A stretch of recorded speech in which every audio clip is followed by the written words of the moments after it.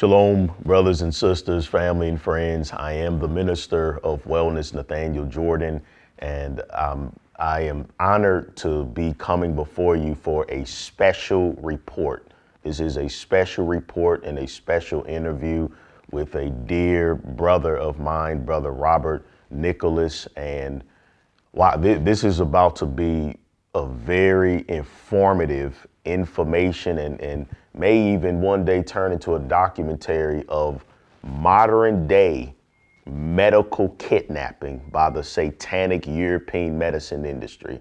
Brothers and sisters, this is something that I have been warning you all about for years, that we are coming under a medical dictatorship where these people want, our enemies and oppressors want to control our lives. They want to be our God. And if we don't take a stand, and if we don't fight against this tyranny and cease the distractions that are pulling us away from the righteous way of eating and living that the Most High has established for our people, horrific things about what is about to be explained to you through Brother Robert, horrific things are going to come our way. These people have made it, they have made it to where pretty much under the guise of protecting society and ourselves from sickness, they can do whatever they want and take away all of our freedoms, all of our rights to choose. And this is wrong. This is evil. And they are particularly doing this against Black people. And if we don't take a stand, again, as I've stated, when the next pandemic comes, not if, when they release the biological weapon of SARS combined with H5N1 and HIV, when that is released, they are going to have the power to march to your door and to jab you with whatever concoctions of poison they want to jab you with. And if you refuse, they will haul you off to jail. And if you refuse to inject your children, they will haul your children off to jail. That's what's coming in the long run. But before that happens on a mass scale, on a micro level, medical kidnapping is happening right now. And this is what we're going to talk about here today. And so I'm honored to be of service. Brother Robert Nicholas, he reached out to me. A while back. It took us a while to get this all set up, but he reached out to me, and the brother was saying that, hey, I've been reaching out to all these different platforms that I have been supporting, and no one is willing to sit down with me and give me the time to tell my story, to warn our people, awakened or awake, because we understand our belief is that our people, we are a Shemitic people. We are Israel. And he's saying, listen, I am an Israelite brother, and I have been damaged. My life has been damaged by medical kidnapping by our enemies and oppressors. And I need to get this message out, and I need to be heard so that I can help our people to understand what is happening now and what is coming. And so I agreed as the Minister of Wellness, it was my responsibility to meet with my brother, to take the time out of my busy schedule to do this and to give him my full support as the Minister of Wellness, as the one that the Most High has called in the area of health. And so since this is a health issue, particularly the satanic psychiatric industry, I had to do this. And what we need for you all to do is that once you review this information, we need you all's full support in sharing this information so it can get out as far and wide as possible. So without further ado, I want to introduce to you all Brother Robert Nicholas.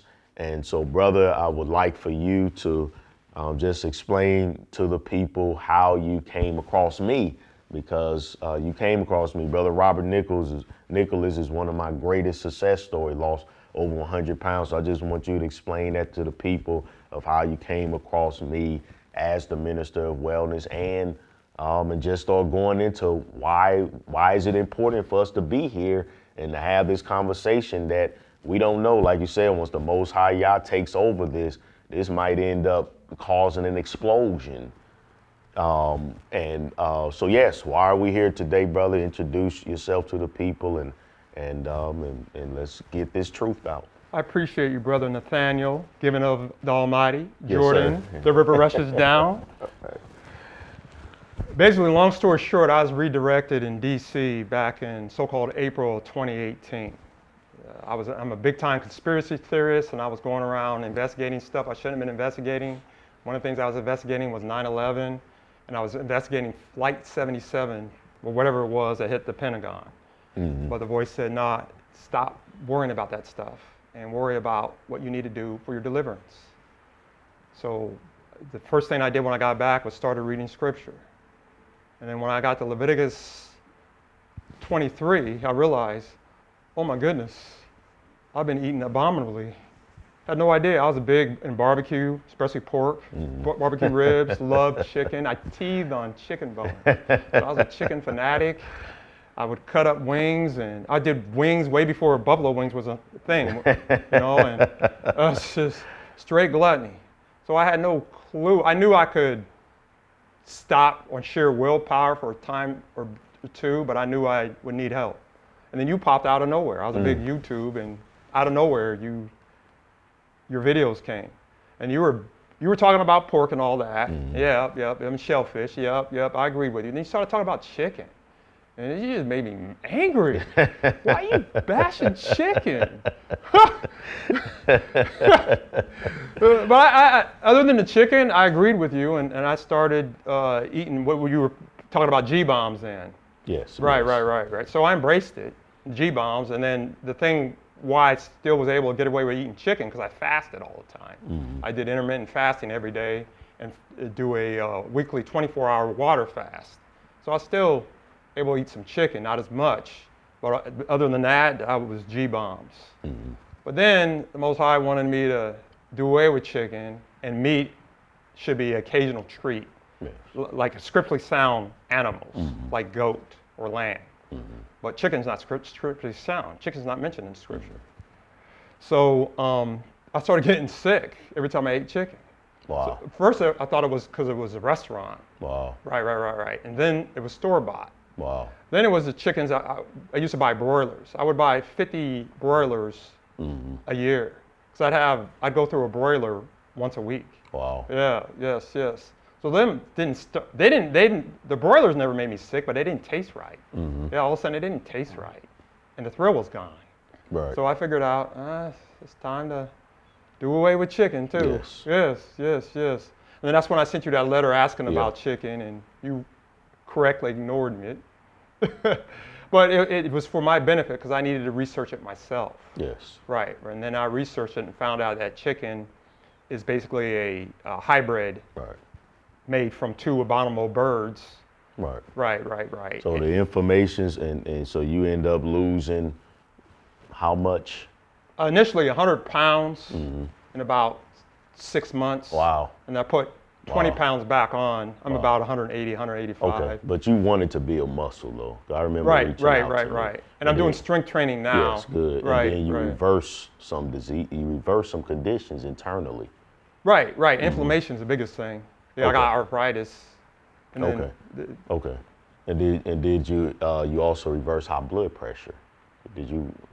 I wasn't diagnosed with high blood pressure, but I probably did have it. I probably did have high sugar and all that. I probably did. I never went to the once I got out of the military, I stopped going to them quacks. Yes. So fortunately, what you learned as a deep researcher was that the biggest you came to agree with me that the biggest weapon of mass destruction against our people that we should be focusing on is what they're feeding us. Absolutely. Yes. And I should have known better, because I worked in the food manufacturing for over 30 years. Right. I literally worked in slaughterhouses and packing houses. Yes. Yes. Yeah. So it's amazing how, and this is something that I talk about all the time, my frustration, and you're able to relate to that. Like, man, I had all this knowledge about what the government, how they're killing us in all these other ways, but Right. here I was ignoring the biggest way. Right. And so now you understand that, man, if you're not feeding yourself correctly, you're playing right into their hands, Right. even if you have all of this other knowledge Right. about what they're doing. So that's great. And then I know you military background, 28 years. I know you said you had experience with the anthrax vaccine. Did that have any negative impacts on you? Right. The My an- shoulders, like today's not a very good day, but all I want to do is be able to man with arms raised. That's how a man of a Shemitic background should be going to the Most High. Man, hand with arms raised, and do it without any pain. Okay, so you Right. can't go all the way up. Right. But Wow. today's a decent day. I can do Okay. it today. There's a little bit of discomfort, but there's no pain today. But other days, I can't even go up like this. Okay, and you Yeah. relate that to the anthrax vaccine. Absolutely, 100% Okay. to the anthrax. Now, I was a truck driver and we had body armor. Going up and down like this didn't help. And I did 1,000,000 push-ups. That didn't help. And I worked in a manufacturing environment. That didn't help.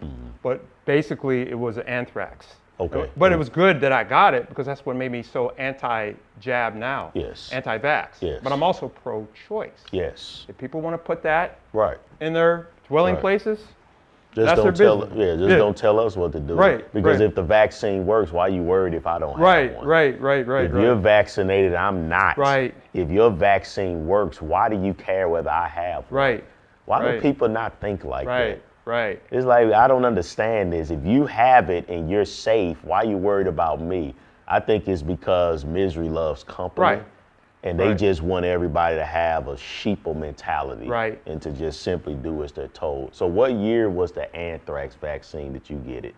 I deployed twice. The first time was 2003 through 2005, and the second time was 2008 to 2009. Okay. Deployed to Iraq Okay. theater. And then they recognized that disability because I know you're a disabled veteran. And of course, we thank you for your service. We know this is a satanic government. I did 4 years in the Marines. And I'll always tell people that, yes, I did. I served my country because, as you know, it's a form of slavery and the experimentation that they put us through. So no one can never take that away from me. Yes, I am an honorably discharged United States Marine, and I'm going to say that because I did my quote unquote time. And so thank you for your courage and commitment to do that for 28 years. So you got out in what year? 2015 or 2016, the January Okay. 2016. Okay, at Right. disabled. Right, From right. okay. But I didn't, and my attorney told me not to talk about the vaccine. Okay. Yeah, yeah. Okay, so Talk about your disability was based on. PTSD, Okay. my knee and my ankle. Okay. Right. Okay. Right. And so you get out of the military 2015 and you go into working.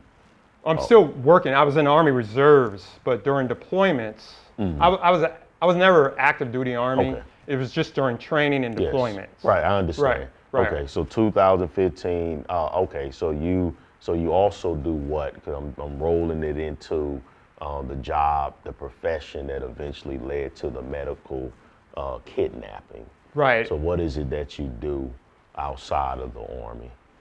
The name of the place where I did work till I was fired on so-called March 1st, 2022, while I was in Sarpy County Jail, is called Evonik, aka Degussa. Degussa made the chemical called Zyklon B. It was originally, I think it was a herbicide, but if you believe the accounts on Wikipedia about the Holocaust, it's right there, that they made that ingredient. It was a key ingredient that they used against the people that were confined. So in layman's term, you work for a chemical plant. Chemical plant, yes. Okay, what year did you start working for them? I started working for them in May of '99. Really? Right. Wow. But it was Cargill at the time, Cargill. So basically what it Oh, is. I've heard of them. Yeah, Okay, so yeah. this is similar to Monsanto. Yes. Or similar to what I say Yes. Monsanto. So that's a lot of, so you must have a lot of like security clearances to work for a chemical plant, do you? What we signed is intellectual property, no disclosure. So that's why I'm just talking big picture stuff and stuff that can be looked up online. Okay. Yeah. So you've been working for a chemical plant that makes a herbicide, and you have been doing that since 1999. Right. But now what they're doing is making amino acid for swine and poultry feed, which we shouldn't be eating in the first place. Especially swine. It's clearly Right. Swine is clearly. So you right there in the industry that is creating poisons for the food. Right. Yeah, I understand. And that's why you're saying you should have known that how critical nutrition is. But as I state, that speaks to the addiction. Right. I was oblivious. Yes. Yeah, the first clue was in the early Bush administration, the second Bush, when they were talking about Roundup and glyphosate. And I heard of Roundup. I didn't know what glyphosate was till I started working there. But they spin it as a herbicide, kill weeds and all that. But these different genetically modified plants can survive in it. And of course, it's poisonous to us. Yeah. But that's not why they do it. It's just a side benefit. The main reason why they apply glyphosate on everything is because it's a dryer. They're drying the earth. They're depleting the earth of any nutrients and minerals. So even if you do eat righteously, you have to go to the same companies, the different brand names, to get their so-called supplements. Okay. Yes. So their plan, the plan of the white devils that control the food industry is, again, they want to be the Most High Yah. Correct. So everything that I state about how our people have gotten in trouble with Yahuwah because we actually worship nature. So that's where we got in trouble. We didn't try to destroy it. We worshiped it. Then the Most High say, no, I created it. You worship me. Right. The white, the European, the demelanated, they're detached from nature. Right. They actually hate what he's created and say, no, Right. I want to destroy it and create something artificial. Right. They are an artificial people.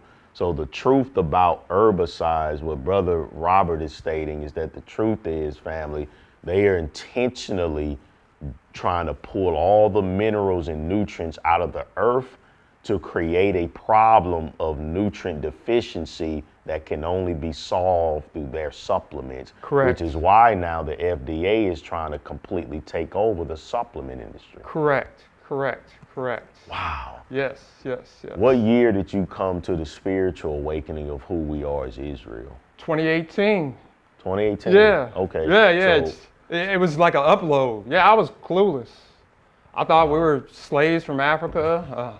I thought we were children of Ham. Now, I did know the Messiah was melanated. Yes. But I had no idea we had the same blood as the Messiah. I was oblivious to all that. wow. Yeah. Wow. Yeah. And who was responsible for helping you come into that knowledge? Literally, the Most High put a voice in my head and told me. He was so tired of my duckery, excuse my language, duckery, worrying about stuff that I didn't need to be worried about. I was involved in affairs of the heathen. Again, I went to Washington, D.C. This was in 2018, because my plan was to get a drone. Yeah. And do the same flight plan as Flight 77 supposedly did to prove that it wasn't a commercial airliner. It was a Tomahawk missile, in my opinion. And I was going to put it on YouTube and all that stuff. And I got stirred away from doing all that. Wow. Yeah. Wow. Right. So I was so worried about 9/11 and all that. Yeah. And I wasn't worried about our deliverance. So then I started reading scripture, and then the more I read and the more I tried to apply and pray, the more he revealed to me. Yeah, so this is coming together for me as we lead into the medical kidnapping, because I can imagine, and this is what I went through as a police officer. Once I read Michelle Alexander's book, The New Jim Crow, I couldn't do it anymore, because everything she said in that book about how the criminal justice, how it's an injustice system, and how the police are being used to support a system of modern day slavery, I couldn't really, it started to create a conflict of interest. So now I'm seeing that 1999, you start working for this chemical plant that's poisoning Yahuwah's creation on Yes. purpose. Yes. That once you came to an awakening, you had been doing it for 19 years. So now I can see where now, what type of conflict that created you. That, okay, I know who we are. Now I'm eating healthy, but I'm working Right. for the devil. Yes, yes, exactly. Talk about that. Yes. So the Most High led me, because I'm a conspiracy theorist, I knew that the dollar is collapsing, and I knew that literally since the Reagan administration. And I knew that it'd be key for me to stack as much physical silver, store gold, and buy land, because that's what the wealth is. Yes. Yes, and the purpose of the land is the Most High wants workers of the land to till the land. Yes. So how can we till the land if we don't have any? Yes. Yeah, we might have some mortgages, Right. but we don't have land. And we got duped into putting all our debt into our house. Yes. Yes, and we should be working the land. So that's what my plan was to do eventually. And then the purpose of the gold is to give to my children. Yes. Right. And the purpose of silver is to cast them in the streets. So that's how I was able to survive, along with my father helped out. He let me stay with him temporarily for now. But he's an 85-year-old Marine, so you Marines are pretty stubborn. So did you pull, when you came into this great awakening in 2018, you've been working, what's the name of the company? Evonic. Right, Evonic, Evonic. a.k.a. Degusa. Yeah, Evonic. How did your spirit feel when you still have to go to work and do something that you know is killing your people? So what I try to do, and I did it wrongly, is I was a blowtorch and trying to wake people up on glycol phosphate, genetically modified organisms, and high fructose corn syrup. And I was on blast, telling everybody, blowing the whistle about it. And of course, 99.9% of people didn't want to hear it. Yeah. Because my hair was on fire, you know? Yeah, so I get it, especially my friends, family, my wife, my children. I'd send out emails, texts, telling everybody. And so this, I can imagine in your job, this started to create some issues. oh yeah, because I was starting to bring up stuff at work that what we're doing isn't for the betterment of humanity. And that was your specific job to help make it? Right, I was a plant operator. I was called what they call ops tech, operations tech. So we'd run the plant. It's a 24-hour, that's another thing. I would work what's called shift work. So 4 weeks of days, 4 weeks of nights, 12-hour shifts. Basically 8 o'clock to 8 p.m. when we're on days, and then 8 p.m. to 8 a.m. when we're on nights. Our long week would be a so-called Monday, Tuesday. We'd be off Wednesday, Thursday. Then we work Friday, Saturday, Sunday. And a short week would be this Sunday, Wednesday, Thursday. So the benefit of it is we'd work 14 days a month. Yes. And we'd have a lot of time off. And we had the flexibility to switch crews Yes. temporarily and all that. But the negative is the rotating back and forth. Yeah. As soon as you get used to nights, you go back on days. As soon as you get used to days, you go back on nights. And obviously, I'm assuming they paid very well. Right. I think when I was there, when I left, I was making around, I didn't really pay attention to how much I made an hour. I went by the gross a year, probably around 90 to the lower hundreds. But that was a lot of overtime too. Okay. Because I worked a lot of overtime to stack silver, store Yes. gold, and unfortunately buy a lot of alcohol. Very That was the one thing that you were correct about, but I didn't get in my feelings about it because I knew you were right on that. Right, but yeah, I consumed a lot of alcohol. Yeah, because of the Right. stress of it. Right. Do you think that's helped kind of to ease the Right. conscious knowing? Right. You know, Yeah. knowing also just the environment working there. Is that a lot of toxic exposure? Are you exposed to a lot of the chemicals? Absolutely. Because I'm wondering the cancer rate of people who work in those type of chemical plants. how Right. does it affect your health? Oh, the even- air quality is horrible. Yeah, even working in the plant. Right. And there's 2 parts, or 3 parts basically. There's fermentation. That's where they feed the bugs into a fermentation process. And then I worked in downstream, which is where we evaporate the product and either granulate it or ship it. Like the oil, we make oil too for salmon. By the way, I wouldn't eat salmon. Even though salmon's scripturally clean, it's got Yeah, that's what I tell it's got fins and scales. Yeah. So it's scripturally sound. But no, I would not eat salmon. Yeah, Oh, yeah. Explain more why. right. Because they feed the salmon this genetically modified salmon oil, and it's anti-life. The building that I used to work in the downstream process, DSP building, downstream process building, we call it DSP building, is all these fumes. We were using all these chemicals to process to change it to oil. And there was no ventilation in that building. There's no roof fans. There's a few so-called ventilation fans on the side, but fumes and heat rise up. It doesn't go sideways, so it didn't do any good. So there'd be days that I personally would have headaches, be disoriented, and everyone was talking about how it stunk. And yes, it did stink, but the reason why it stunk because it was anti-life what was going in there. And there was plenty of flies too. Yeah, it was anti-life. Yeah. Wow. Right. So a certain tech did a air quality test with a concerned chemist. And they came out with the air quality was very, very high in very toxic chemicals. And this was back in, I don't remember what year it was, but it was a couple years before all this happened. So I want to say 2019. I have a box of all the dates and all that, but so anyways, so we back up to the so-called scamdemic, the plandemic, or whatever you want to call it. When that happened in March of 2019, it was Friday, March 13th, 2019, when President Trump, and that's who most of them folks worship, was Trump, did the state of emergency and turned over all control to FEMA. Yes. So the next day I wrote a letter, an email, with the 12 things that we could do to build, strengthen, and maintain our immune system.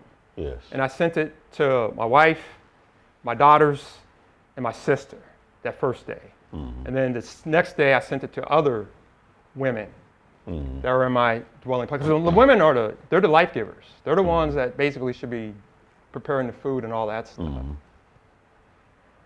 So anyways, it didn't really hit Nebraska till late March.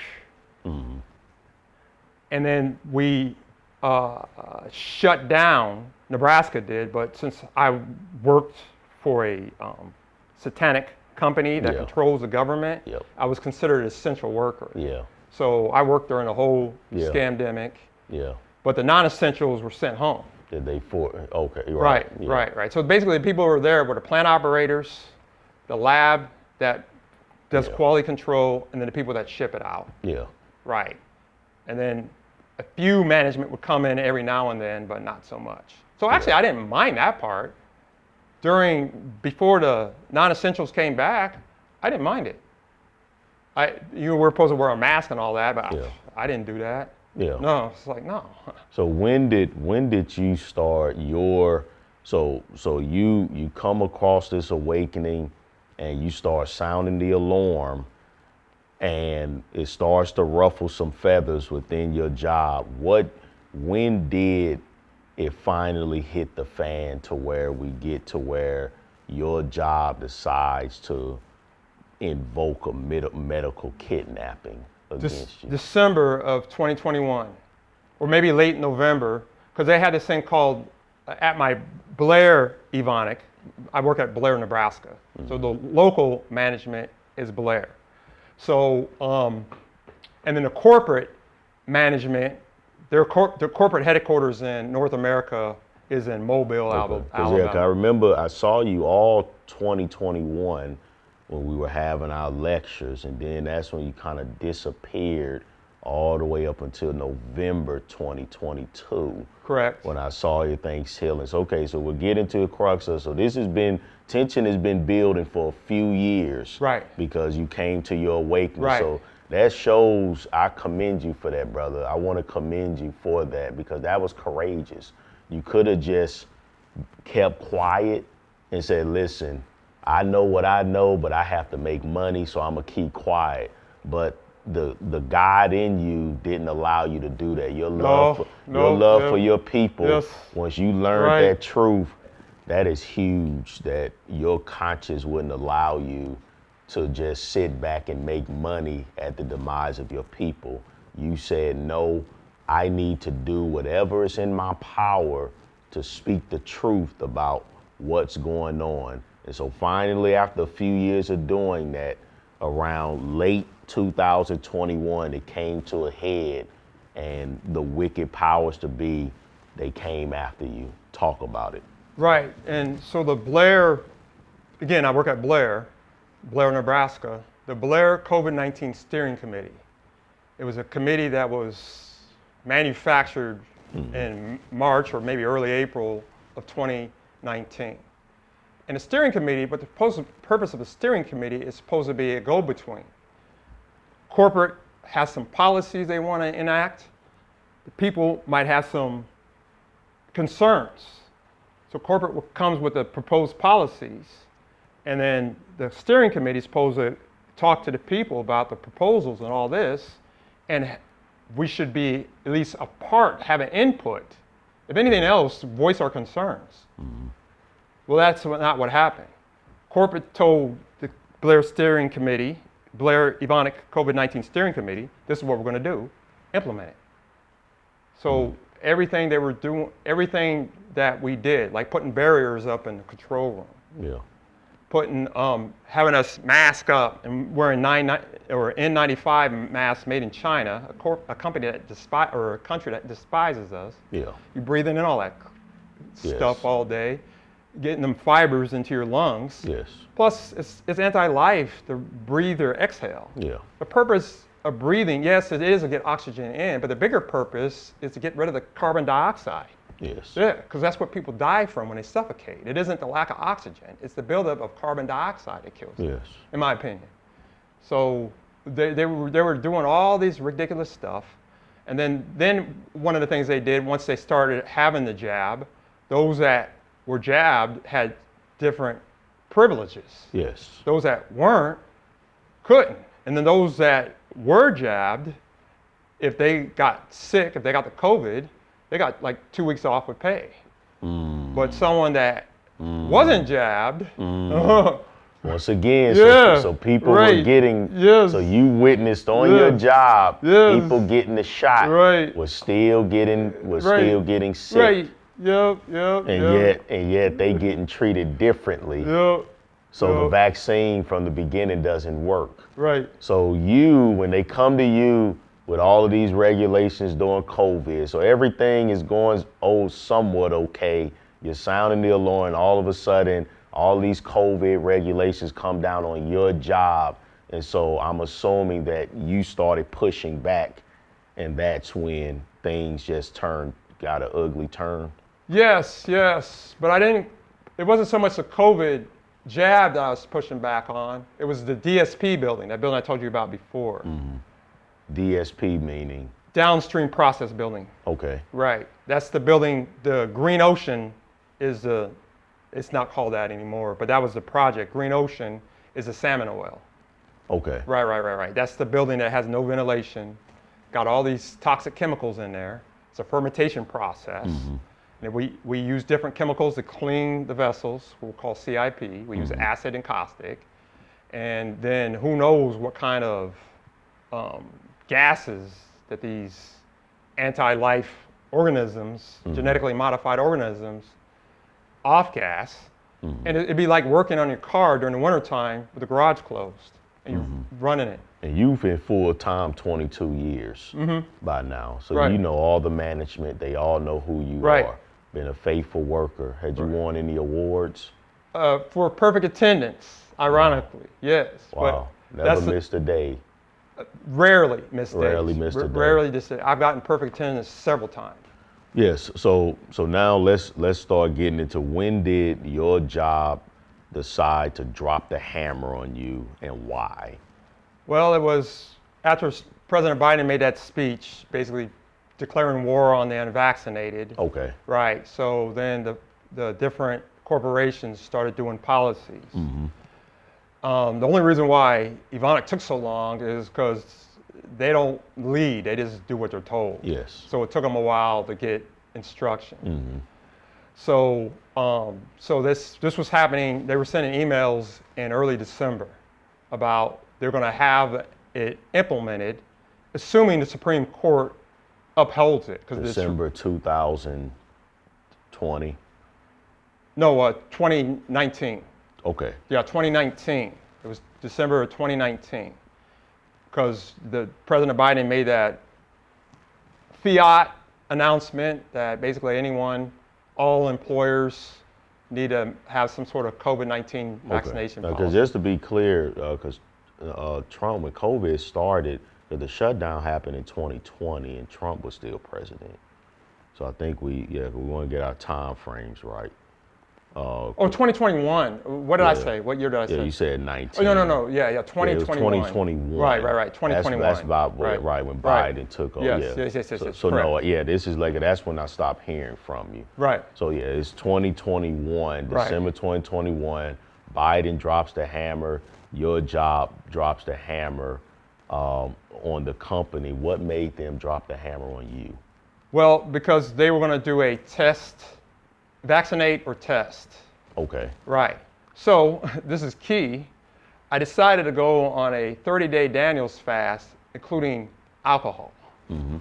So I had a clear mind, mm-hmm. and I no longer gave a rip.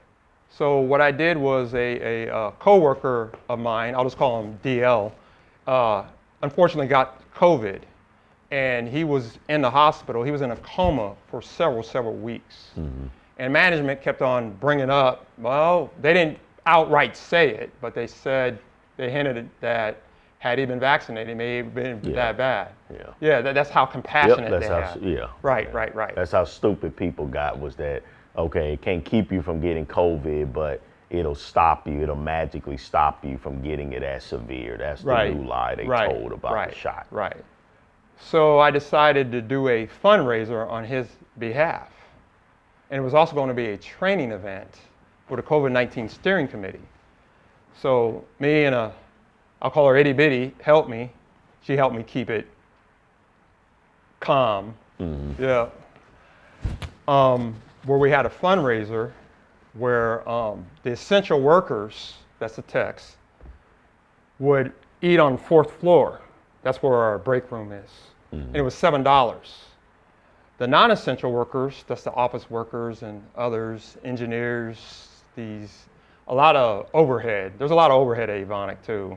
There's a lot of people that not involved in touching the product, whole bunch of them. So the support will eat downstairs. So I exalted the essential workers, and they only had to pay $7.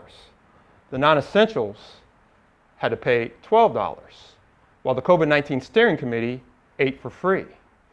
So it did two things. It pointed a picture of the division that they're doing, but the bigger thing was to bring awareness to the COVID-19 steering committee, because most people had no idea there was a COVID-19 steering committee. They had no idea who was on it. They had no idea what they were doing. So that's what I was really bringing a light to. Yes. So anyways, that day, or no, it was the next day, because me and Itty Bitty handed them out and all that, and I hand delivered them to all the COVID-19 steering committee members who I thought was on the COVID-19 steering committee. And again, this is December 2021? Correct. Okay. December 2021, it was right before the holidays. Okay. That was another reason why I did it, because corporate HR wasn't around. Yes. And I knew local management wouldn't know what to do. Yeah. They would overreact, which I knew they were going to do. Mm. And my goal was for them to call me in and suspend me. And I would have accepted the suspension and then asked for a 1-year sabbatical per Leviticus 28. Have you ever done a 1-year jubilee? No, I Right. haven't. Yeah. So that's what I was planning on doing. It was a 1-year jubilee. And the only two things I would have required was, one, it was counted as years of service, and two, that they continue contributing into the HSA for my wife. That's what I was going to do. Yes. But he ended up, because he didn't understand why I sent out such a, Who was he? the plant manager. We'll just call him Paul. Okay. And it's over the whole plant. Yeah, he's the plant. I don't know what his job title is, because that's another thing they do. They have all these bogus job titles. Okay. And again, and just to be clear, can you be specific one more time about what exactly did you do again that started? Because we're getting into the nuts and bolts. What exactly did you do that pissed off the plant manager that started this vicious cycle? I put the COVID-19 steering committee on blast. Okay, the Right. COVID-19 steering committee. The Blair COVID-19 steering right, committee. who is in charge of implementing these draconian rules. Correct. Where they're pretty much persecuting non-vaxxers. Right. They're persecuting, they're isolating you, creating different rules, trying to make you all as miserable as possible for you making a decision to not put that garbage in your system.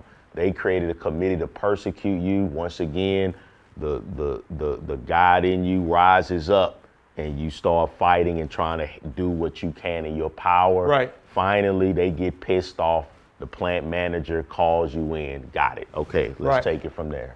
Right. So when I brought it up and said that they're out of order, and I don't believe a committee, maybe it did in the beginning, but it doesn't now, I would like to see the notes, the minutes.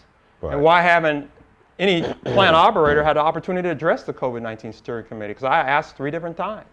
One privately with my direct supervisor, and then second time was publicly with the EHS. EHS means Environment, Health, and Safety Coordinator. And that was when they were first implementing the COVID-19 countermeasures. And that was in a control room. And then the third time via email to the new, because the previous EHS coordinator got promoted. Yeah. So the new one, so we were doing a long email exchanges back and forth. These all white, so these all white people. Oh, absolutely, absolutely. Yes. How many black people work there? What percentage was black? Since I've been there, there was a female that was a lab, and then there's a couple others that are plant operators. One, I believe, is mixed or biracial. So you one of the very few. And I was definitely the only vocal one. Yeah. Yes, Okay. yes. And do you have college? Yes, I went to Peru State, Okay. a small college in southeast Nebraska. Okay. You have a degree? Right.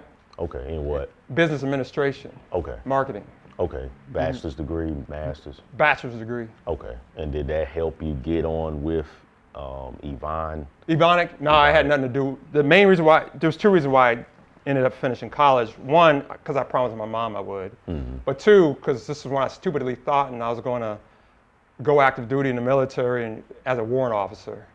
Okay. Right. Okay. But you stayed Right. Yeah. regular. Okay. Right. So I never went active duty. So the plant manager, and you said we'll call him, we'll just say plant manager, white man, and he calls you in, and Yeah, he called me and itty bitty in, and she's a young white woman, good people. And basically what he wanted to do was buck break me, you know, like they did our ancestors. right. Right, and that's what he thought he was going to do. He had no clue that I didn't give a rip about that job, and I didn't give a rip about him. I just wanted to get the truth out. Yeah. Yeah. So when I brought up what my concerns were about the COVID-19 steering committee, he just, like it was no big deal, and he couldn't understand why I worded the email the way I worded it, the invite the way I worded it, and it's not okay. And I said, well, it is what it is. This is the truth. You know, I try to bring up other stuff. Yeah. So I started bringing up other stuff. I was eventually going to bring up glycol phosphate, which I never got to, GMOs, and high fructose corn syrup. I was going to eventually bring that stuff up, but I didn't get a chance to because when we got to the DSP building, he'd never heard of any kind of air quality issues at the DSP building. Yeah. And I knew for a fact that he did know. There was people that complained about it repeatedly, including one coworker who's on my crew. He's a tech. He got a medical release not to go in there anymore. Just like when I told my direct supervisor, we'll call him Dan, I told him, I'm not going in there anymore. Yeah. I'll get a doctor's note if I need to, but I'm not going in anymore. I think I said that in October of 2021. Yes. And he just looked down, okay. And I told my coworkers I wasn't going in there and why. Yeah. And everyone else was like, Yeah. So people still went in that building. So you going, Right. So you and the plant manager, he tries to buck break you, tries to embarrass you. What is he threatening you with, saying he's going to do what? Right, so he kept on saying, well, what if I don't give you the names of the COVID-19 steering committee? What are you going to do then? And I said, I'll send an email to your boss, which is, we'll call him Norbert. He's in Germany. He's corporate level. He'd be like a general in the Pentagon. And Dr. R at the time was the CEO. I don't know who the CEO now is, but he'd be like the president of the United States. And I showed them that I had their email address, because if they would have fired me, escorted me off site, I would have emailed them from my Gmail account. Yes. Right. Then he started cooperating a little bit by not suspending me right then and there, because they were going to suspend me, in my opinion, and probably fire me later. The only reason why they didn't fire me or do direct action then is because corporate HR was on vacation. Okay. Right. Again, there's no leadership there. In order to lead, you got to follow direction. Yeah. And all they do is do what they're told. Yeah. Yeah, they're micromanaged so much. Yes. So then they try to micromanage us. Yeah. Yes. Okay. So we came to a agreement that I would reword the invite, and then we would go on with the fundraiser. And I knew, and then I'd be able to, he gave me some names of the COVID-19 steering committee, but he gave them to me so fast. And then the other thing he did was, he didn't tell me who was president, who was chair, who was vice chair, who was secretary. There was all this, who was treasurer. There was all this stuff. So, and then he was saying, well, the way I worded it initially, that not too many people are going to contribute. And I said, well, that's why that I and Itty Bitty will donate $1,200 as a goodwill offering. And he was going to accept it right then and there. But I said, no, you got to present this at your next meeting and make sure the treasurer is aware of this. Because I don't know if y'all are a nonprofit or anything. I didn't say all this, but I thought that. And again, this is a fundraiser for Right, it's a fundraiser. A friend, a co-worker. Yeah, who DL. Was, Right. Developed COVID and was severely sick. So I had Itty Bitty reword the invite. It was a goodwill offering on second floor. And then the plant operators or the assistant workers weren't separated anymore. The non-essentials didn't have to pay more. It was a goodwill offering. And the COVID-19 steering committee wasn't mentioned. Yes. Okay. Yes. So that's why they allowed it to go on and didn't suspend me when they should have. They should have suspended me if they were so offended by it. Because they didn't want to look bad. Because they knew if they would have suspended me before the fundraiser, it would have looked bad. And so that's the other thing. They don't want to look bad. So if you're going to be wicked, embrace it. Right. But see, what's going on there is they're trying to perform white magic. Right. And with white magic, you got to look good. But they're not good at it. While you're doing Right. snakes. Right. White people are good at stabbing you in the back, smiling in your face, stabbing you in the back. Right. So you maintained there, you stayed there throughout the holiday or the holiday season. No, just because that happened on that Monday. It was, because so-called Christmas was on a holiday. It was on a so-called weekend. So that was Monday, Tuesday.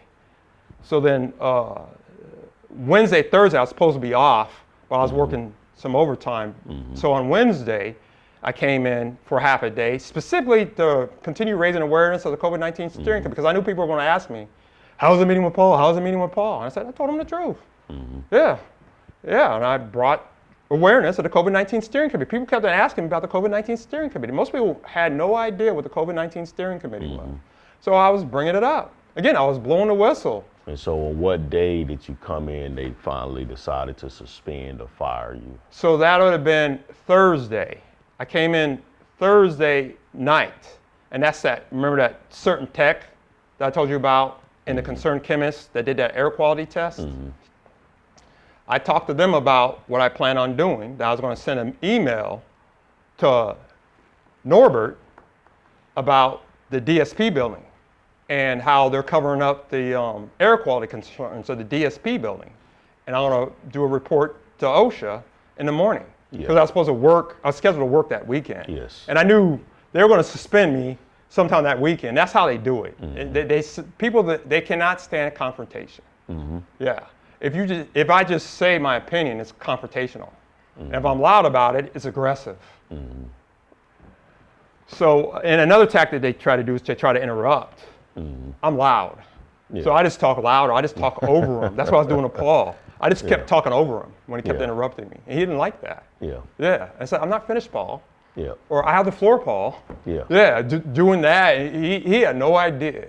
One of my friends was saying he was looking at me. He was probably looking at me like I was a black acoustic child. He had no idea. He was clueless. Clueless. So what day did they? So that night, I sent that email to Paul, or not Paul, Paul's boss, Norbert, the Norbert email, talking about the concerns. Then I went down and said my goodbyes to, it happened to be D crew, and that certain tech is on D crew. I already cleaned out my locker the day, during the day, because it was on so-called Thursday that we had the fundraiser. And I took pictures of my locker, basically showing that I'm not going to be back, and then making other points. And I left my scan card, the access in, I left that in my locker, and I left the locker open, took pictures, and then I sent the pictures to a bunch of people, a bunch of my coworkers, some friends and family, and I also said to my coworkers, please contact Dan and let him know that I'm no longer comfortable working at Evonik, aka Degussa in Blair. I am not resigning. I am going to take my concerns to OSHA, most high willing, something to that effect. And this was all around 11:30 that Thursday night, the 30th. So the certain tech, again, he was working nights, and we were texting back and forth because his job was supposed to be, he's supposed to play the good cop. He's supposed to say, yeah, I didn't really necessarily agree with the way Nick brought up the concerns, but he does have a point. You never did address my air quality test concerns. That's what he's supposed to do.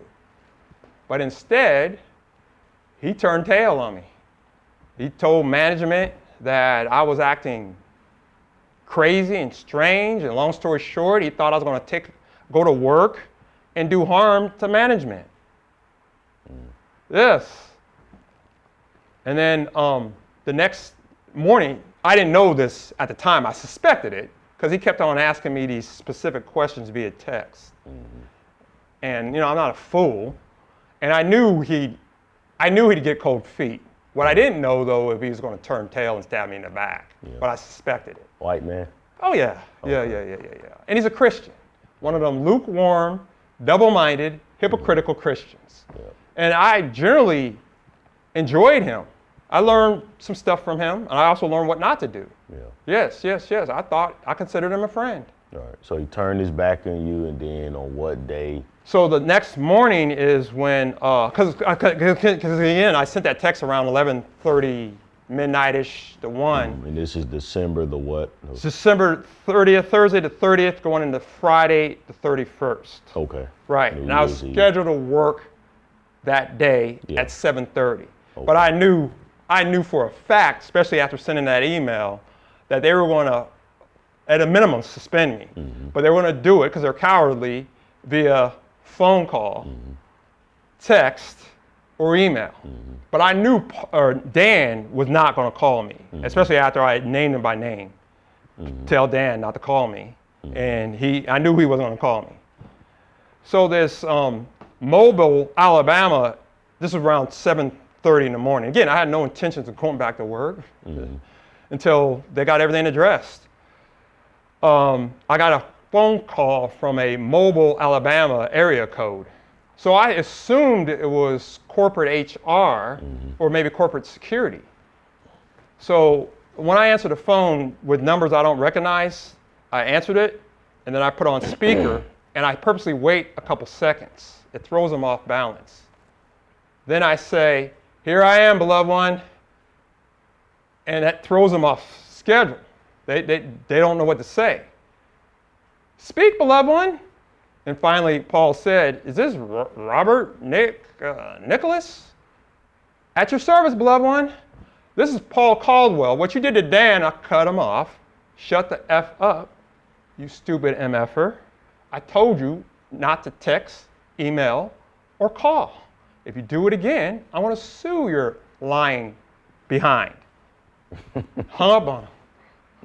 Then I immediately started Googling the Blair non-emergency number to let them know that, hey, my employer is harassing me because I'm going to be a whistleblower for OSHA. And while I was looking up the non-emergency number, Paul sent me a text, "You're suspended, do not attempt to go on site."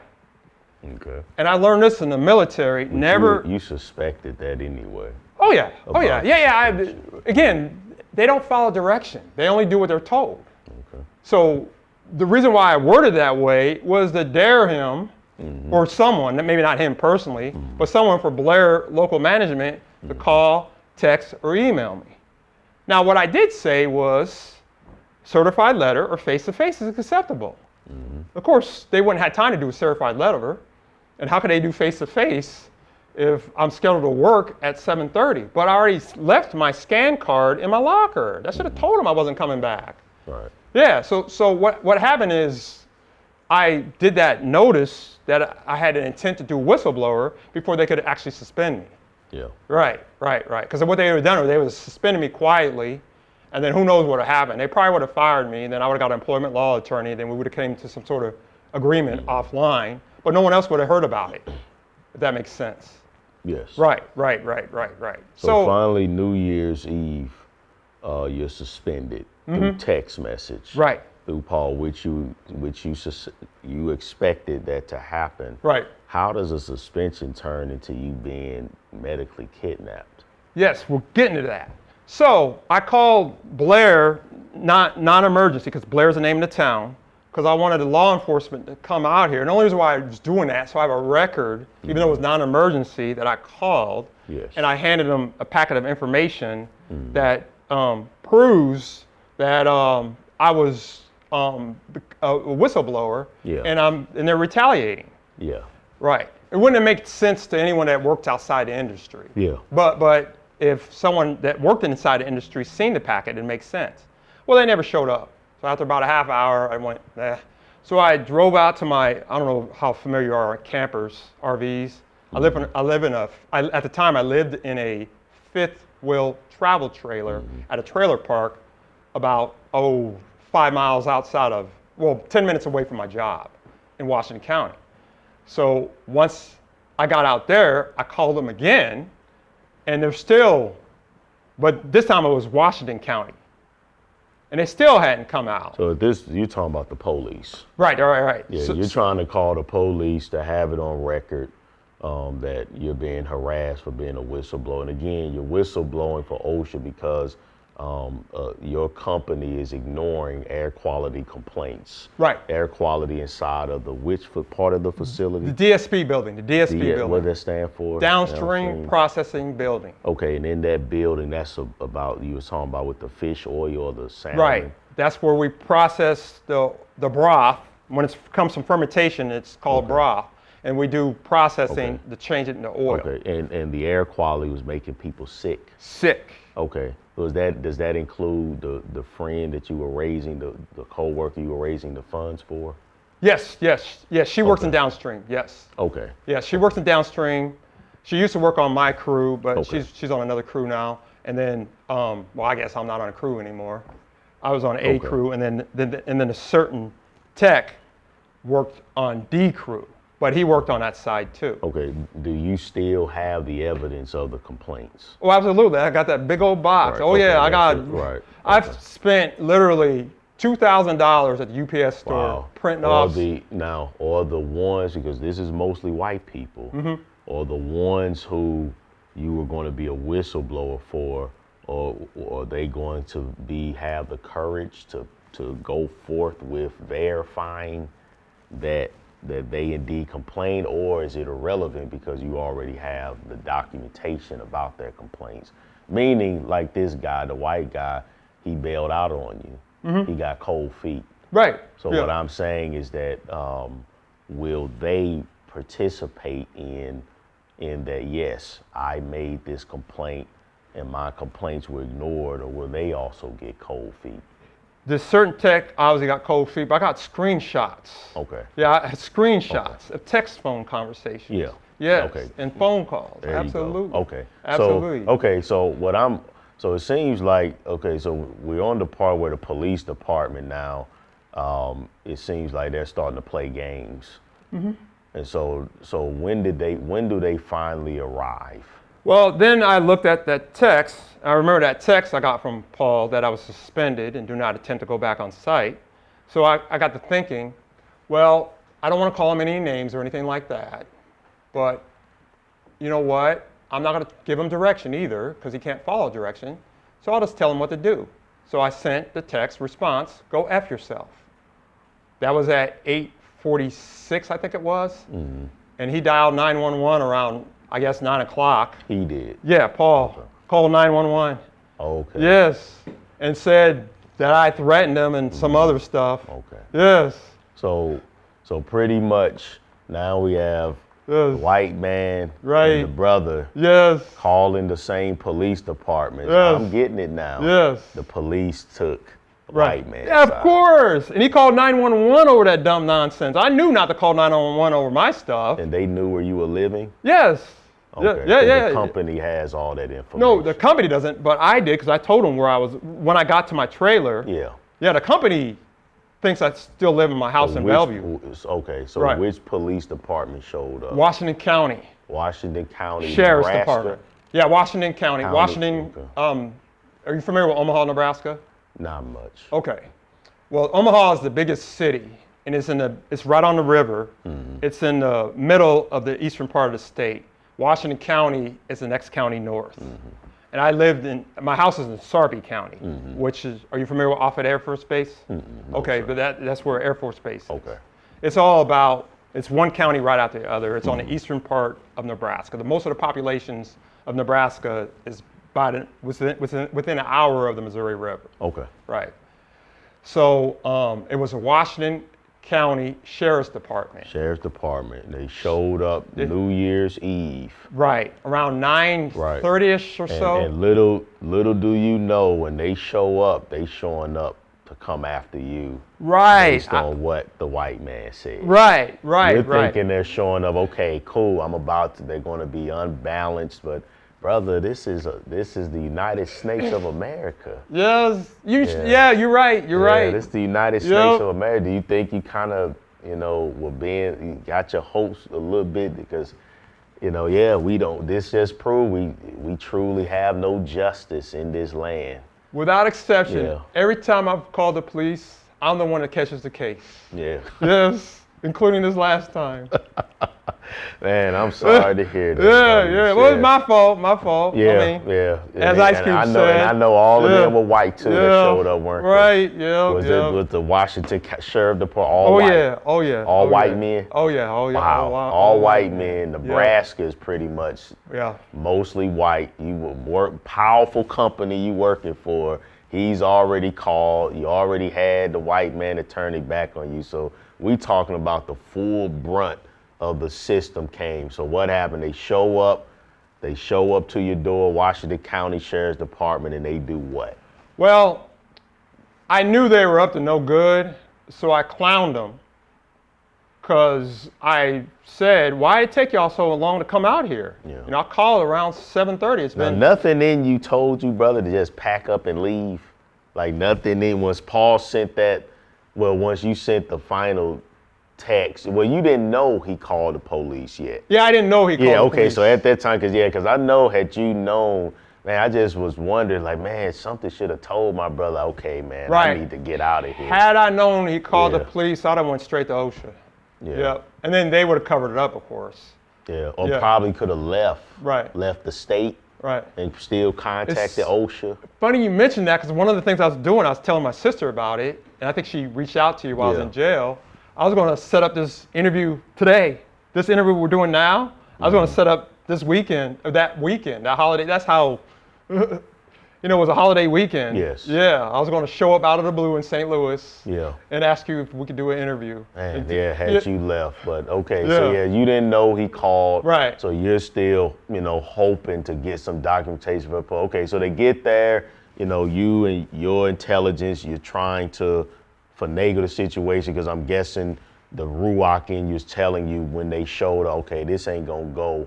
You already sensing Right. that it's not gonna go Right. your way. Right. And so yes, let's get into how, things went down with the Washington County Sheriff Department. So I asked them, I don't trust y'all. I don't trust y'all. Why it take y'all so long to come up here and all that? Is your family there when they show up? No. My family's down in Sarpy County, Bellevue, or Lancaster County, Oh, okay. Lincoln. Yeah, Yeah, so no, this is this is up in Blair, Washington Okay. County. Yeah. So you're alone. Right. Well, although I did have my wife on the phone, I called my wife, Okay, wife, okay. Red, we'll call her Red, Okay. and I had her on speakerphone during the Okay, whole. so nighttime.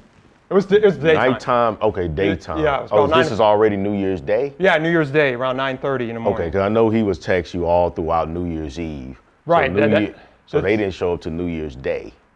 Right. Well, I didn't. To be fair, I didn't call them till about 7:30 New Year's morning Oh, when okay. Paul sent me that text. Oh, okay. Right. Okay. Or made that phone call. Okay. Then he sent me the text. Okay. So the Right. police are there. This is again New Year's Day. New Year's Day. Friday morning, New Year's Day. Okay. Friday morning, New Year's Day. They're there, and what happened? So you finagled them around, and then. Then, long story short, they took, after we went back and forth, I Yeah. didn't understand the lack of concern, and all of a sudden y'all show up. Why? Because I had an inkling that it had something to do. I didn't know for sure. Did my job call them? I didn't know for sure, but I was like, why did it take y'all 2 hours to get out here? Yeah. I don't get it. Then they came up with excuses and all this stuff. So I gave them the packet of information, and then they went away. But before that, I got his business card. And I'm not going to put his name on blast yet, but so I gave it to that certain Washington County Sheriff's Department deputy, and he went away. So everything sped up, and I knew that I needed to address, before I could put the wickedness that was going on and the unlawless behavior that was going on at work, I needed to address my own personal wickedness in my house. So basically, long story short, I told my wife we were planning on getting divorced, but it was going to be a 3-year process. And I said, no, if I want to go public with this, we got to speed it up. But she didn't You all want were to. separated. That's why you were living. Right. Okay, Right. so the Washington County Sheriff Department, they didn't take you away. No. They didn't. No. This is down when I get to Bellevue. Right. Oh, okay. Right. Okay. So long story short, it was determined that we would delay the divorce proceedings and all that if she agreed to repent, turn from her wicked ways, and follow the Most High in the name of the Messiah. And she agreed for whatever reason. We were talking, this was during 6-hour offering. First hour offering is basically when the sun goes up. Third hour is mid-morning. 6th hour is midday. 9th hour is And what town is she in Nebraska? what town? Bellevue. Okay, Bellevue. Bellevue. So she agrees, and then you went down there to see her. Right. And and that turned into you to. What I didn't know was Bellevue Police Department was in there. She had me on speakerphone. Yeah, and I didn't know she Who had me. called them? That's it. It was that Washington County deputy that called Bellevue. Okay. Yes. Yeah, because that's where your job is at. Right, my job is in Washington County. Okay, job is in Washington County, but they thought you lived in Bellevue. So when Paul called the police, that's in Bellevue. Bellevue? Bellevue, yes. Right, Bellevue. that's in Bellevue out, but you were in Washington County. Right. Okay, so Washington County communicated with Bellevue. On what day did you return to Bellevue to be with your wife? So this was later on in the afternoon. It was around 1:30, 1:45. Still New Year's Day. New Year's Day, 2021. 2022. Yes, 2021. It was about to go to 2022, December of 2021. Okay. Right. Yeah, I know. I thought you said this is New Year's Day. No, New Year's Eve. New Year's Eve. New Year's Eve. If I said New Year's Day, I meant New Year's Eve. Okay. Yeah, Friday, New Year's Eve, 2021. Okay. So around 1:30, I was getting ready to go down to Bellevue. It's generally like a 35, 40-minute trip, but that day it was raining and it was turning and the temperature was dropping. So it was about to get icy, and it was going to take me probably about an hour to get down there. And I drive a Chrysler 300 rear-wheel drive with not too good tires. So I needed to leave around 1:45 by the latest. So I sent the text, which was code to go on to phase 2 of the operation. All I said was mandatory meeting in P-word Paul's office, and I sent it. But before I sent that text, that certain tech called me, and he wanted to know what was going on and all that stuff. And I told him specifically that, briefly, that I'm about to send a text, disregarded it. It's just to go to phase 2 of the operation. His part of phase 2 wasn't going to start till he went back to work on so-called Monday, Tuesday day shift. And that's when management wouldn't have been there that Monday because it was a holiday weekend, but they would have been there Tuesday. And he could have start playing the good cop part. So I sent that text, left around 1:30, and he texted me a few minutes later, asking, what was that meeting about again? And I knew that he was probably either in Paul's office, Dan's office, or in communication with them. That's why I called out Paul directly, because I knew it would get a reaction instead of a response. So I disregarded it. And then I was driving in Blair, getting ready to go to, I happened to be going the direction where my work is, but I was going to turn on Highway 75 and head south, and I was heading east. When that Washington County Sheriff called me and asked me if I was going to work. And I said, no, I'm not going to work. I was suspended. We talked about that this morning. Why would I go to work to a place I was suspended? Well, people from work has called us and they're worried about you. And I said, yeah, they're worried about me being a whistleblower. And then he started gaslighting me and saying, no, they're not worried about you whistleblowing. No one's after you about that. So he started gaslighting me. So we were going back and forth. We were going to meet at a parking lot, and I was going to finish talking to him, but he kept gaslighting me. So I asked him if I was being detained. Again, we're driving on phone. And when I got in a parking lot, he started to come in towards me, but there was two other cars, plain cars with young-looking guys in there coming up on me, and I knew they were going to box me in. So I wasn't being detained, so I drove right at the deputy, and of course he stopped, and then I turned right, and then went down Highway 75 going south, but I dropped myself. I cussed him out, but I made sure that the cell phone was still open, and I dropped my cell phone. I was going about 25 miles per hour on the highway and continued going south towards Bellevue.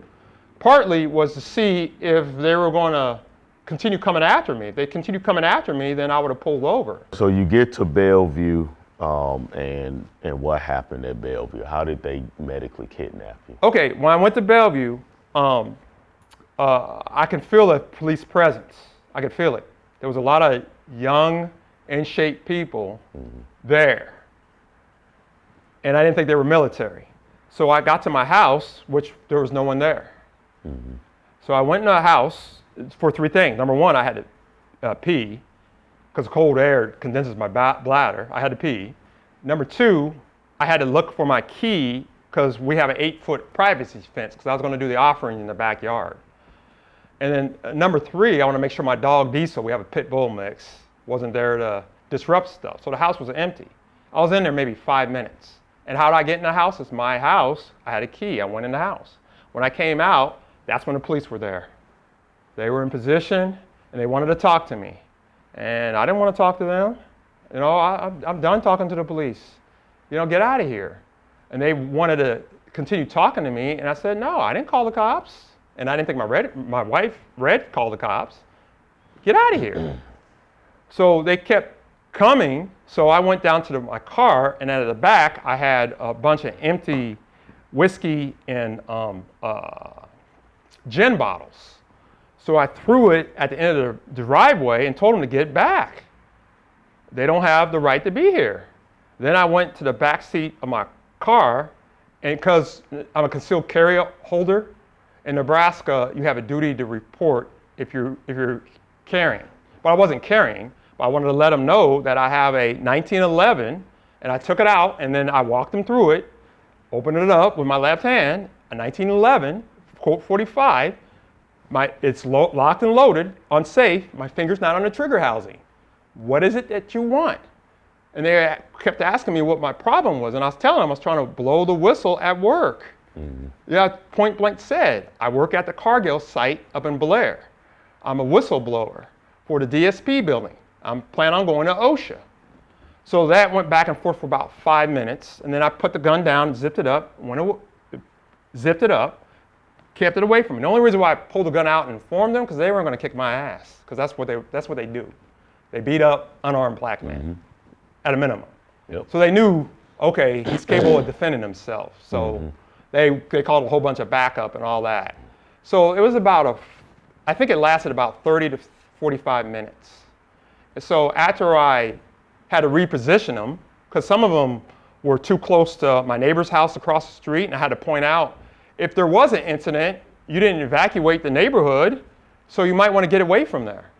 I had to point out to others that their car door isn't very good for cover.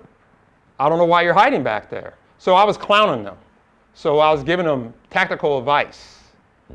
Then whenever a woman cop said something to me, I said some unkind things to her. So how did they end up getting you, brother, and capturing you? So after about 45 minutes of it, and I was literally reading Deuteronomy 28, and I was talking about the blessings and the curses, and they're talking about how we need to wake up as who we are as a people.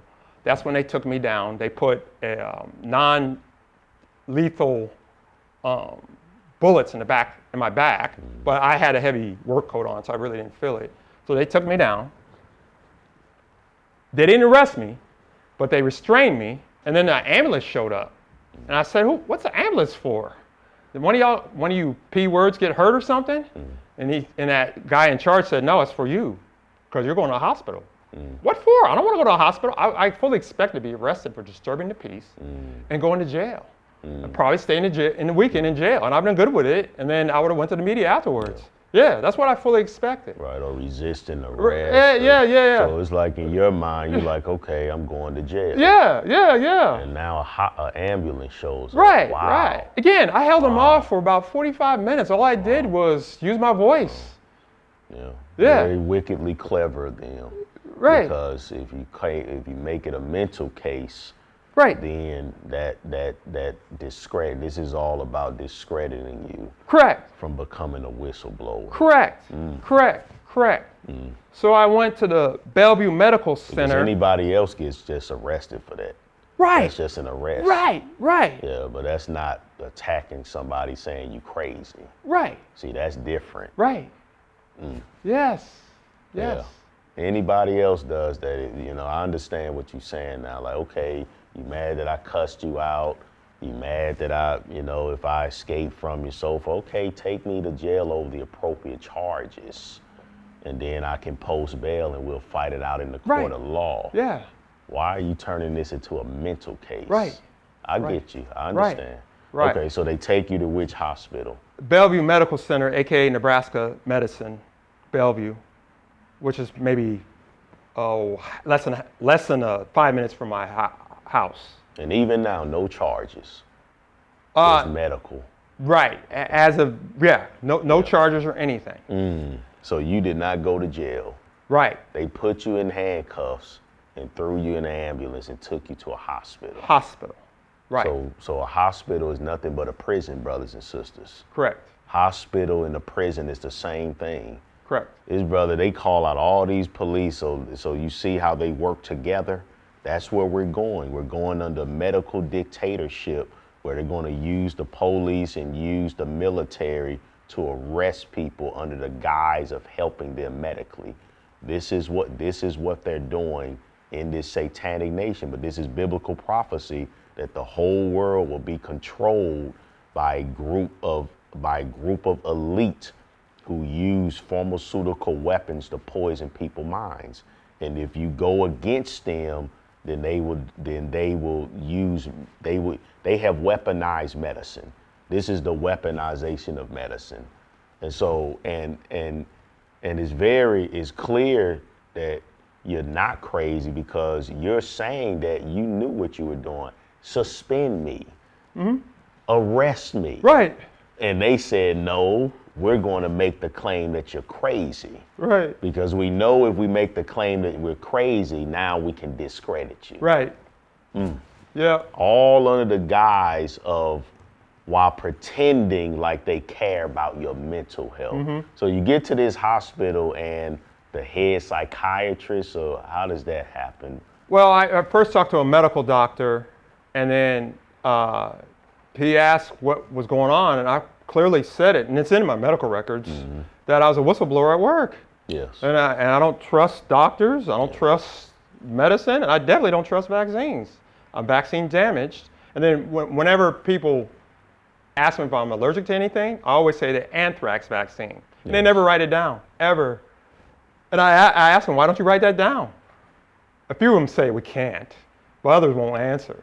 Are you in handcuffs the whole time while you're at the hospital? No, they eventually took the handcuffs off. And this is Bellevue Medical Center. Bellevue Medical Center, aka Nebraska. AKA Nebraska. Medicine, Bellevue. Okay. Right. So you meet with a medical doctor, he asks you what's going on. Right. And you tell him and explain to him. Right. So I was cleared medically. So then later, I started talking to these so-called psychiatrists. But it was all over, the medical doctor was face-to-face. All the other ones was over TV. Yes, TV with the door open, with no privacy. And they kept on asking me if I ever had suicidal thoughts. No, I've never had suicidal thoughts. They kept asking me that. Finally, after the third day of asking me if I was depressed or had suicidal thoughts or problems sleeping, that was another one. I said, no, I get woken up every half hour because I'm on suicide watch, or to check my vitals, and I wouldn't let them check my vitals, which they didn't like. So I finally said to the third doctor, she was a female, can't remember her name, but I said, I've never, in my, at the time, 53 years of dwelling on this flat plane earth, thought that the world would be in a better place if I killed myself.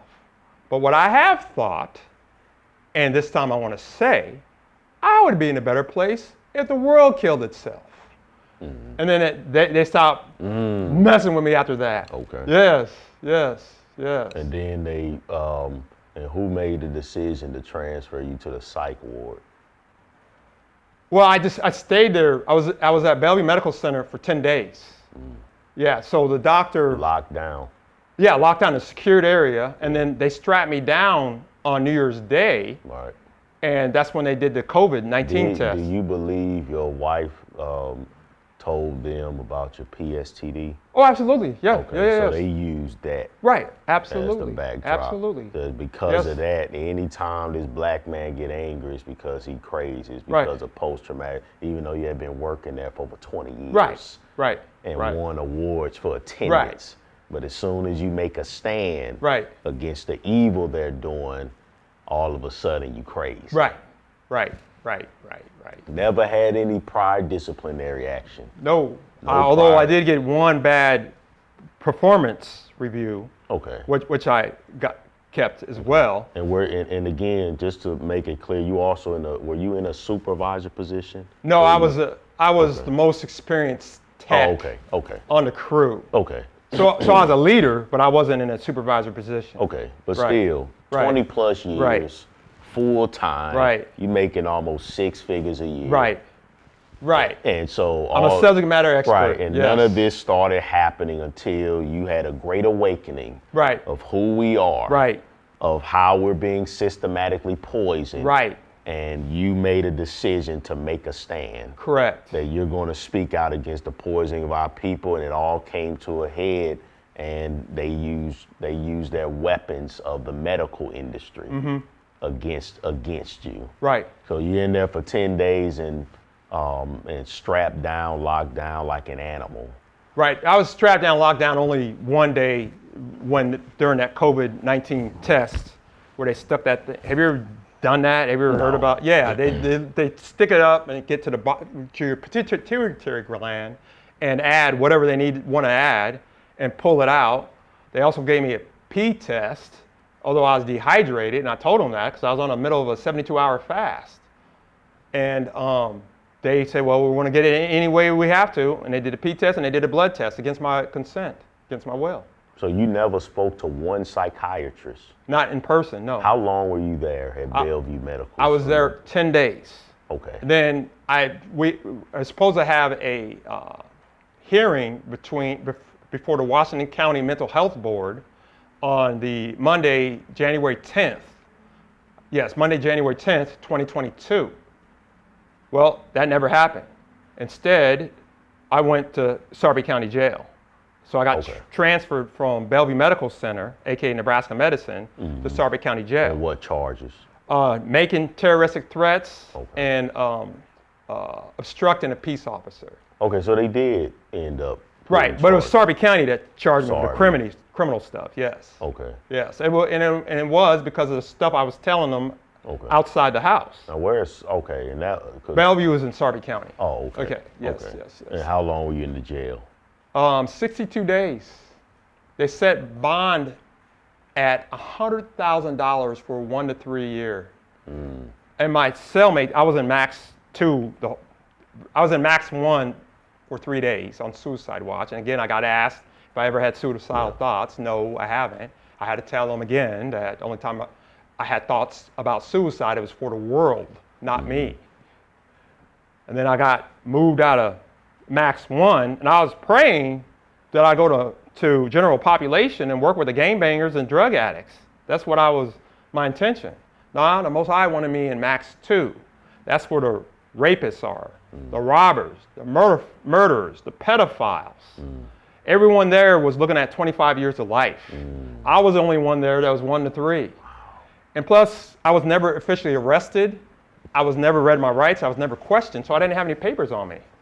So the unit leader asked me for my papers. The only thing I can give him was the stuff I got from the Bellevue Medical Center. Yeah. So they looked me up they had their family look me up online, and there was nothing in the media about me. Yes. So it was 62 days before my family was able to raise the $10,000 bail. What did you eat? I ate mostly bread and then their vegetables, and I gave them my meat. How much weight did you lose? I probably lost at least 10 pounds, at least. Oh, that's not that bad. Right. I thought you was going to say 50. That's a long time. Right. Off of bread. And He sustained me. All Yes. praises to the Most Right, High. right. He sustained me. Were you able to read the word? Yes, I was. My sister finally was able to send me a watered-down King James Bible. Okay. And then I borrowed some reading glasses from a nurse from the Bellevue Medical Center. So I started reading scripture, but doing Bible studies. During these 72 days, did they inject you with anything? No, they did not inject me with anything, to my knowledge. They did do a blood test twice, and then they stuck whatever it's called that they stick at the end of your penis. The ether. Yeah, ether. Catheter to get my pee test instead of letting me hydrate a little bit. So I had to cut short my fast anyways. But no, they did not inject, and I don't think they put anything in the food, as far as I know. Okay, so that's good. No, Right. as far as you know, no forced drugs, no forced drugging happened. Correct. Okay, No force. and no forced needles inside your arm during this time. Other Okay. than the 2 blood tests. Okay. Which I didn't consent to. Okay. Well, And who knows what they did. You know, they that's another thing. They want our blood. Okay. They want our blood. What do they do with it? And when did you officially get fired from? March 1st, 2022, while still in jail. Okay. And they didn't inform me. They didn't inform my attorney. Nor should they have, because my attorney was authorized for criminal non-employment. And they didn't inform my wife. Okay. Right. So that's one of the reasons why I went to the Nebraska Equal Opportunity Commission, and there's a case pending against them. I can't really talk too much about it, except to say that I'm charging them for discrimination for whistleblower retaliation. Yes. And part of the retaliation was termination. Are you still pursuing whistleblower? Not so much anymore. It's like, let them do it. They can go to OSHA or whatever they want to do. Okay. Right. Okay. So, I'm more concerned about talking to our people. yeah. Yeah, the people that are children of Israel Yes. and the collective nations that want to cling on to us. They're welcome too. Yeah. Right. And so do that as we slowly come to an end. Do that, brother. Talk to them and tell them the warnings about all of this that transpired against you. Talk to them. Talk to the people. It's essential that we find out who we are as people. Israel literally means those who overcome with Eloah, or the Almighty One.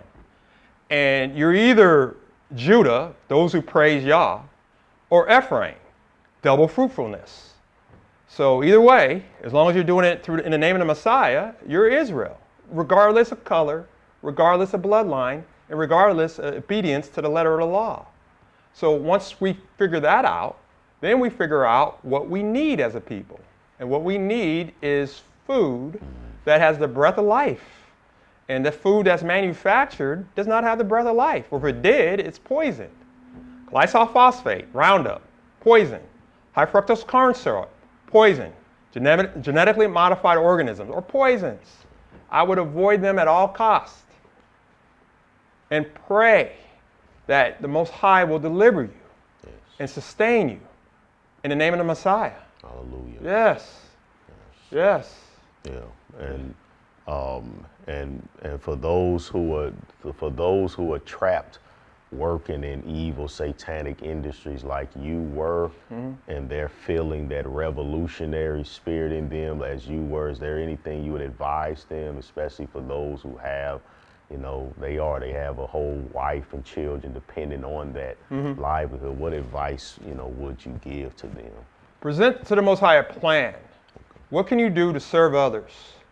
And how you can go about doing it. And He'll make a way for you. And it might still be at that place where you work, but you're a shining light. Or it might be outside of work. Like now, I'm going to go to the nations, but I'm going to do it orderly, with patience, humility, and meekness. Instead of being a blowtorch, I'm going to try to be a shining light. So just give it to Him. Give it to Him. Yeah. Yes. Yeah. And just right, like you said, that's wise advice, because there's somebody right now, and they might come into the truth much younger, than us, and they have a wife and a bunch of young kids, and so I'm gonna just quit because of the Sabbath day. You have to use wisdom. Right. Yeah, to use wisdom and pray and seek the Most High's face, and you had been doing this for over 20 years. Right. And so I'm assuming that you currently have you say you have an active lawsuit to where they're going to have to recover, end up paying. So is there a current lawsuit going? I know you can't speak about it, but there is a current lawsuit that you have against the company. No, not yet. I'm going to wait till Nebraska Equal Opportunity Commission Investigator Johnson is complete. Then I'll see. Right. So again, brothers and sisters, what Brother Robert Nicholas is saying is that this was a well thought out plan that he had.